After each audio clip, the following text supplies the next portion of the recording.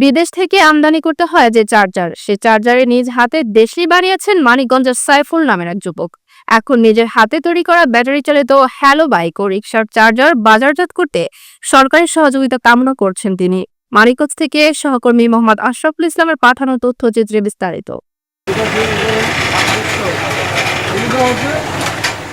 দেশের বাহির থেকে আমদানি করতে হয় যে চার্জার, নিজ হাতে সেই চার্জার দেশেই বানিয়ে ফেলেছেন মানিকগঞ্জের যুবক সাইফুল ইসলাম। এখন নিজের হাতে তৈরি করা ব্যাটারি চালিত হ্যালো বাইক ও রিকশার চার্জার বাজারজাত করতে সরকারি সহযোগিতা চাচ্ছেন তিনি। মানিকগঞ্জ সদর উপজেলার হিজুলি কাচারি বাজারে একটি দোকান ভাড়া নিয়ে Kashem electric and engineering work নামে সাইফুল শুরু করেন পুরনো ইলেকট্রনিক যন্ত্রাংশ মেরামত ও হার্ডওয়্যার মালামাল বিক্রি। তার দোকানে সাধারণত ফ্যান, পানির মোটর, ব্যাটারি চার্জার মেরামতের জন্য নিয়ে আসতেন সেবা প্রত্যাশীরা। পুরনো জিনিস মেরামত করতে সাইফুল ভাবেন, যেহেতু এই চার্জারগুলো দেশের বাহির থেকে আসে, তাই কিভাবে দেশে নতুন চার্জার তৈরি করা যায়। যেমন ভাবনা তেমন কাজ, বানিয়ে ফেললেন কয়েল বাঁধানোর অটো মেশিন। ঢাকা থেকে বিভিন্ন পার্টস কিনে এনে চেষ্টা করেন নতুন চার্জার বানানোর কাজ, সফল হয়ে যান তিনি।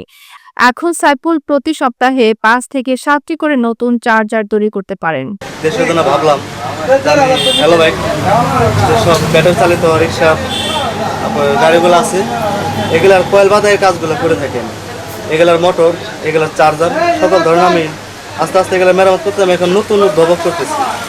এটা হলো আমার অনেক বিদ্যুৎ সাশ্রয়ী প্লাস গ্যারান্টি সহকারে।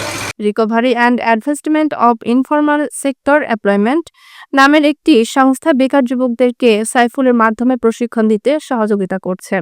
সাইফুল নিজের তৈরি করা চার্জার বাজারজাত করতে সরকারের সহযোগিতা কামনা করে বলেন, যেহেতু দেশে বিপুল পরিমাণ ব্যাটারি চালিত হ্যালো বাইক ও অটোরিকশা আছে যেগুলোর চার্জার বিদেশ থেকে আমদানি করতে হয়, তাই সরকার যদি আমার তৈরি করা চার্জার বাজারজাত করে আমাকে সহযোগিতা করেন, তাহলে আমি চার্জার তৈরির প্রশিক্ষণ দিয়েও কাজের ব্যবস্থা করে বেকার যুবকদের কর্মসংস্থানের মাধ্যমে দেশের বেকারত্ব লাঘব করে দেশের অর্থনৈতিক সচ্ছলতা বৃদ্ধি করতে পারবো।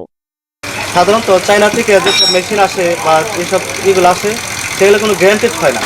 আর আমাদের এখানে মানুষ গ্যারান্টি সহকারে ব্যবহার করতে পারবে। আমি সরকারের কাছে আবেদন জানাই যে সরকার যদি আমাকে সহযোগিতা করে, তাহলে এই প্রোডাক্টগুলো আসে সাধারণত চায়না থেকে। বাংলাদেশে আমি যদি এটা তৈরি করতে পারি, আরও 10 জন বেকারত্ব দূর করতে পারবো এবং আমার দেশের টাকা দেশেই থেকে যাবে।